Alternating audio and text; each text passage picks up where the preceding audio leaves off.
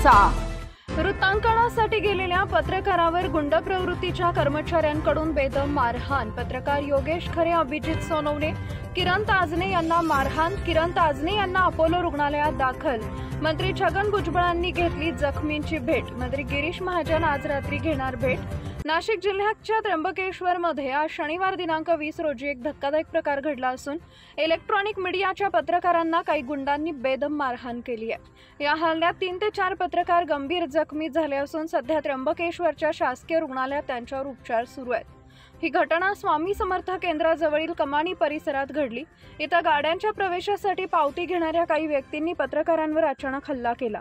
पत्रकार वार्तांकनासाठी त्र्यंबकेश्वरला गेले असता संबंधित गुंडाकडून त्यांना बेदम मारहाण करण्यात आली आहे। हल्ल्यात 3 ते 4 पत्रकार जखमी झाले असून त्यांना तात्काळ त्र्यंबकेश्वरच्या सरकारी रुग्णालयात उपचारासाठी दाखल करण्यात आलं आहे। प्राथमिक माहितीनुसार एक पत्रकार गंभीर अवस्थेत असून त्याला पुढील उपचारासाठी नाशिकच्या अपोलो हॉस्पिटलमध्ये हलवण्यात आलंय। घटनेनंतर त्र्यंबकेश्वर पोलीस ठाण्याच्या पथकानं घटनास्थळी भेट देत तपास सुरू करत आरोपींना ताब्यात घेण्याची कारवाई सुरू केली आहे। मात्र या प्रकरणात पोलिसांकडून काय कठोर कारवाई होणार हे पाहणं महत्त्वाचं ठरणार आहे। या प्रकरणाचा पत्रकार संघटनांकडून निषेध व्यक्त केला जात असून दोषींवर कठोर कारवाई करण्याची मागणी होतीये। दरम्यान राज्याचे अन्न, नागरी पुरवठा व ग्राहक संरक्षण मंत्री छगन भुजबळ यांनी या प्रकरणाचा निषेध नोंदवलाय। तर नाशिकच्या अपोलो हॉस्पिटलमध्ये मंत्री छगन भुजबळ यांनी पोहोचत जखमी पत्रकाराच्या तब्येतीची विचारपूस केली।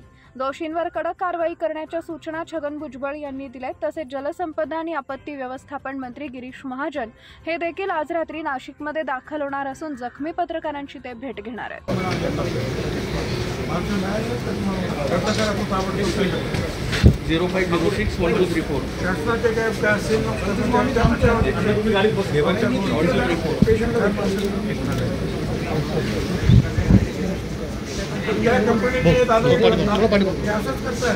अनेक टोल नाक्यावर दादा गेले दादा लोकांनाच देत आहेत। आरोपी घ्या आणि आपण बरोबर ताबडतोब नाही उद्या जामीन मिळाले असं नको होता व्हायला। हो, सध्या गुन्हा दाखल करण्याची प्रक्रिया सुरू आहे आणि 3 आरोपींना सध्या ताब्यात घेतलेला आहे।